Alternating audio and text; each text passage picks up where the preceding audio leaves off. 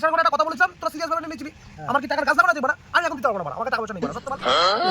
বাটপাত তো বলছিল বক্স দেবে, এখন বলছে বক্স দেবো না, সস দেবো। এই তুই বক্স দিবি না?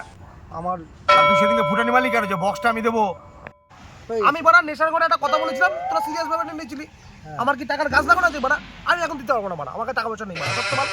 তো চুদির ভাইয়ের কথা, রাজা বেনে বাড়া রাজ্য আটকে থাকে না। কি বলেছিস কাকা? কথাটা ঠিকই। কারোর জন্য কোনো কিছু ঠেকে যায়।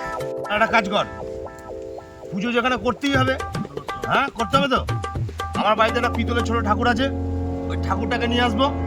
আর পিকনিকের সময় তোর কাছে বক্স নিয়ে আসা হয়েছিল মনে আছে, একটা ছোট JBL স্পিকার বক্স, ওই বক্সটা তুই নিয়ে আসবি।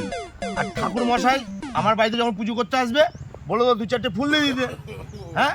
আর ফুল টুলগুলো ব্যাপারটা তোকে মাঠ থেকে ব্যবস্থা করতে হবে। সে আমি ক্ষেত থেকে তুলে আনবো। বাস বাস বাস। সবই তো হলো, তো সবাই তো বললি ফুল আনা হবে, এই আনা হবে, তাহলে আমার বাড়িতে পুরোনো শাড়ি আছে, শাড়ি দিয়ে নয় চারদিক ঘিরে নেবো। ব্যাস তাহলে তো হয়ে গেল। হ্যাঁ, ব্যাস তাহলে তো হয়ে গেল পুজো। আরে আলোরা, তোমার পুজো তো সবকিছু হয়েই গেল, আর যে পয়সাটা তুললে এটা কি মদ গিলবা? এতক্ষণ পর তুমি একটা কাজের কাছে কথা বলেছো। এই বাটপার, তুই এই ব্যাপারে কোনো নাক গলাবি না।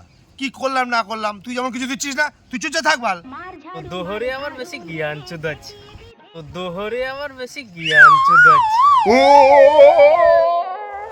ए चुप है।